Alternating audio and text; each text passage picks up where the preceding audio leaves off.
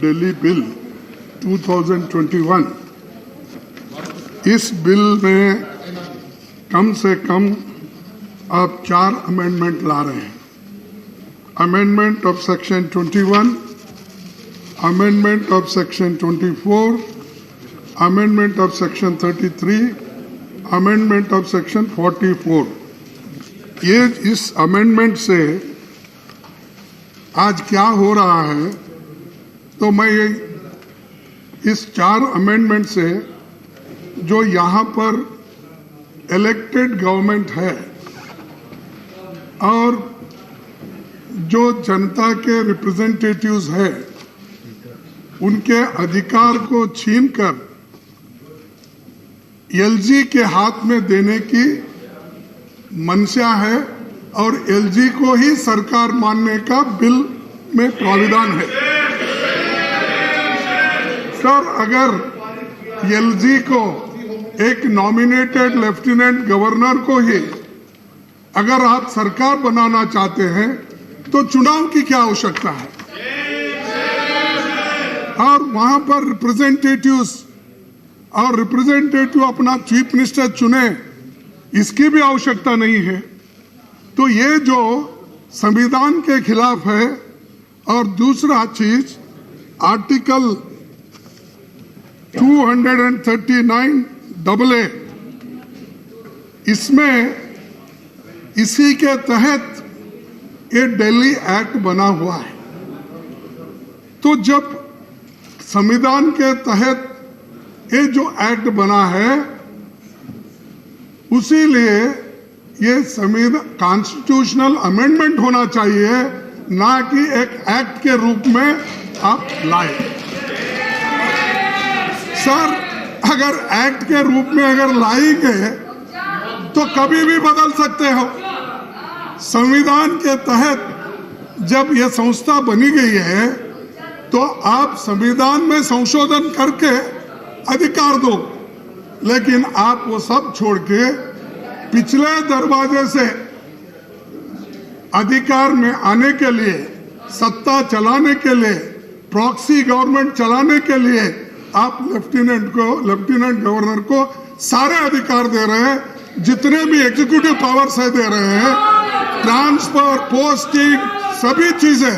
अगर गवर्नर के पास ही जाना है तो पंचायत बनाइए इसको दिल्ली गवर्नमेंट के लिए। तो इसीलिए मैं आपसे निवेदन करता हूं, इसमें बहुत से खामियां हैं। मैं अभी आपको बताया कि इसमें 4 अमेंडमेंट, यानी पूरी यहाँ की दिल्ली की सरकार ने, दिल्ली के एमएलए, सारे जो लोग चुने हुए हैं, उनको कोई अधिकार नहीं है। इसीलिए हम ये चाहते हैं कि इस बिल को आप सेलेक्ट कमेटी में भेजिए, और सेलेक्ट कमेटी में अगर आप भेजेंगे तो 2 समस्याएं सॉल्व हो जाएंगी। जो बिल सीधे संविधान संशोधन के दायरे में आता है, उसे आप एक साधारण बिल के रूप में लाकर संसद का अधिकार छीनने में लगे हैं।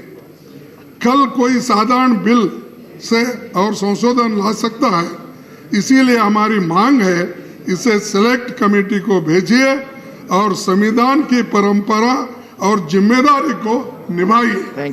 नहीं तो यह इसी ढंग से, मैं एक आपसे एक ही चीज बताना चाहता हूं, क्योंकि आप अटल बिहारी वाजपेयी जी के तो सभी फॉलोअर्स हैं, ज्यादातर बीजेपी में अब नए मोदी के फॉलोअर्स हो गए, लेकिन पुराने जितने भी लोग हैं अभी भी अटल बिहारी वाजपेयी जी को याद करते हैं। लेकिन अटल बिहारी वाजपेयी ने क्या कहा, सत्ता का खेल तो चलेगा, सरकारें आएगी जाएगी, पार्टियां बनेगी बिगड़ेगी, मगर ये देश रहना चाहिए, इसका लोकतंत्र अमर रहना चाहिए। आप तो लोकतंत्र को खत्म कर रहे हैं, धन्यवाद, चुनी हुई गवर्नमेंट को खत्म कर रहे हैं, उनके अधिकार छीन ले रहे हैं। सर, राजीव गांधी जी ने अमेंडमेंट 53 और 54 लाकर पंचायत सदस्यों को, जिला पंचायत को अधिकार दिया, डिसेंट्रलाइजेशन ऑफ पावर किया। आप तो सेंट्रलाइज कर रहे हैं।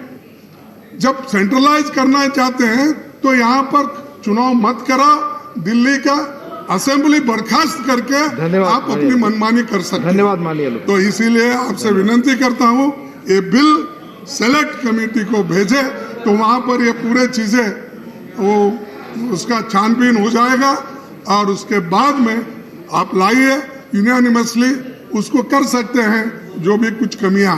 नहीं तो क्या होगा, तो जैसा अब 3 काले कानून बने किसानों के, उसके लिए जो हल्ला गुल्ला चल रहा है वैसा ही इसका हो जाएगा और कल के दिन सरकार के लोग कहीं रास्ते में भी नहीं फिरने देंगे, उनको हर जगह रोक देंगे और पूछेंगे हाथ पकड़ के क्या यही इसीलिए आपको यहाँ पर चुन के लाए हैं सरकार को निकालने के लिए। धन्यवाद।